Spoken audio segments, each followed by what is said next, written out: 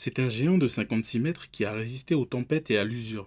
Et contrairement à ce que de nombreuses rumeurs disent, ce n'est pas un hasard s'il est arrivé là.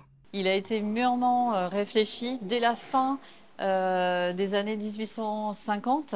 C'est le gouverneur Cessé, qui était en poste en Nouvelle-Calédonie à cette époque-là, qui a alerté la France, et plus particulièrement la marine, de la dangerosité du franchissement des passes. Il y avait déjà plusieurs naufrages qui étaient recensés, une quarantaine à peu près, et donc il fallait faire quelque chose pour guider les navigateurs.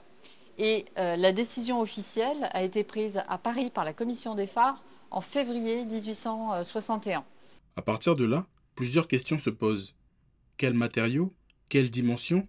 Qui pour le construire? Et comment? Autant de problématiques qui poussent l'architecte à l'origine du phare, Léonce Reynaud, à opter pour une construction en métal recouverte de tôle en forme de courbe, de façon à pouvoir monter le phare rapidement.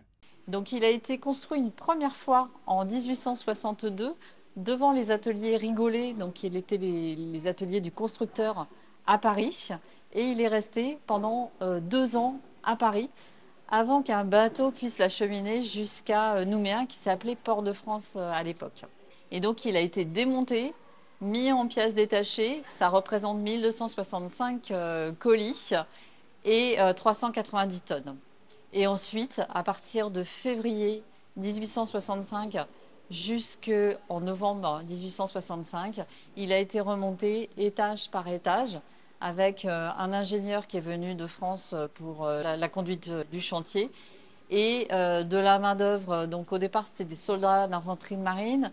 Il y a aussi des bagnards qui ont travaillé sur l'édification du phare et puis aussi de la main-d'œuvre kanak. Le phare Amédée est unique. C'est d'ailleurs ce qui explique qu'il fait partie des monuments classés au patrimoine. C'est un phare unique au monde. C'est le seul phare métallique de cette taille-là qui existe encore de par le monde. Il continue bien sûr d'avoir son rôle de guide, d'éclairer les navigateurs, les aider à franchir la passe de Boulari. Donc il a vu énormément de visiteurs. Jusqu'à une époque récente, c'était à peu près 10 000 visiteurs par an. C'est un phare qui a en mémoire en fait une grande partie de l'histoire de la Calédonie. Pour célébrer ses 160 ans, plusieurs événements sont prévus. En plus des illuminations, une pièce de théâtre va être jouée le week-end prochain. Et une exposition sur l'histoire du phare Amédée doit avoir lieu à la mi-décembre.